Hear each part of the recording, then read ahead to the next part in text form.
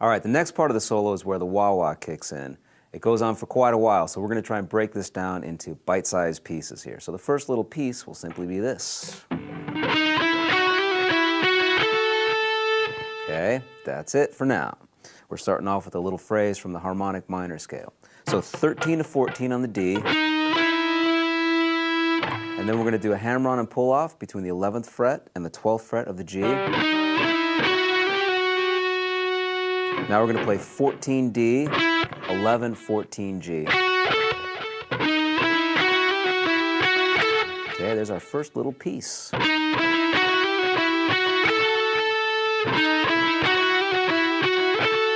Next little piece. This is going to be on the 12th fret of the B string, 13 to 12, 16 to 12. And what note is that on the 16th fret of the B string? D sharp. We're still with that harmonic minor. Okay, so far we've done this.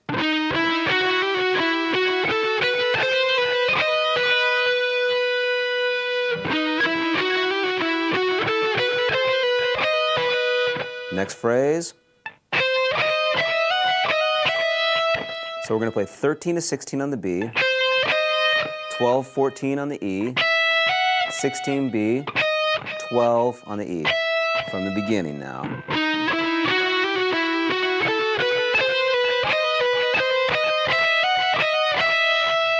Now we're going to slide 14 to 15 on the E, 12, 14 on the E.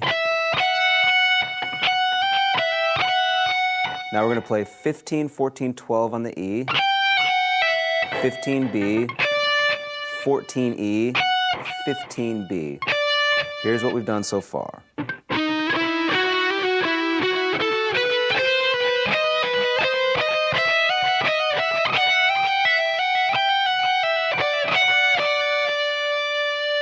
Okay, next phrase. We're going to play a hammer-on and pull-off from 12, 14 back to 12 on the high E string, 15 on the B, 12 on the high E. Now we're going to bend up on the 15th fret of the B string, come back down and go to 12 on the same B string. Okay, so far here's what we've done from the beginning.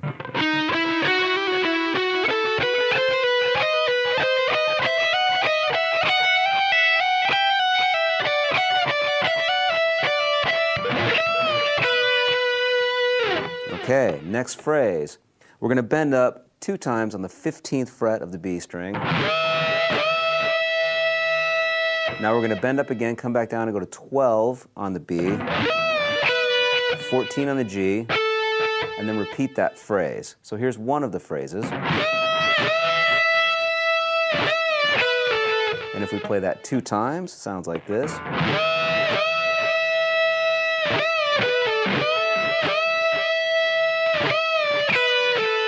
Now we're going to go to the 17th fret of the B string, and it's a similar phrase. It's kind of like an answer to that first phrase. So we're playing on the 17th fret of the B string, bend up 2 times.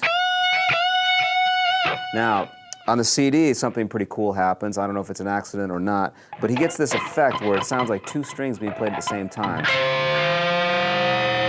So I think he's bending on the 17th fret of the B string 3 times.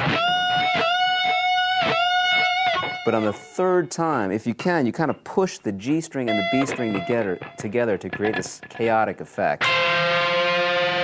So if we do that on the 3rd bend, we get something like this. If you get it, that's cool. I think it's a nice sound. If you don't get it, just bend that 17th fret of the B string 3 times. Okay? Continuing on, we're going to bend the 17th of the B another time, so there will actually be 4 bends on the 17th fret of the B. 15 on the high E, 17 on the B, bend. Now we're going to bend up and come back down to 15 on the B, 17 on the B. Next phrase. Bend 15 on the B, 12 on the high E, come back 15 to 12 on the B. Next phrase sounds like this.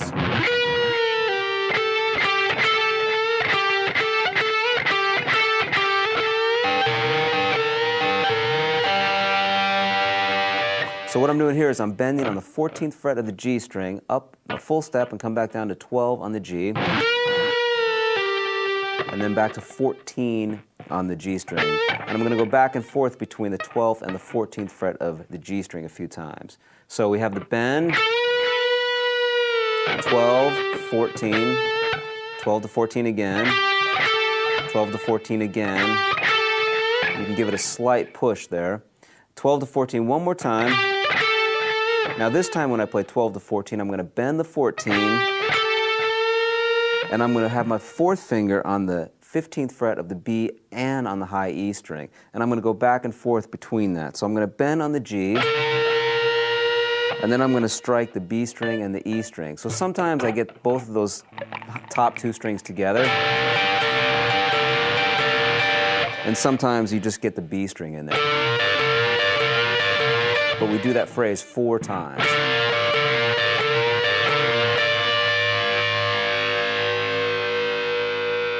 Okay, so I'd say it's a good idea now to go back and see if we can put together what we've done so far. All right, so from the top.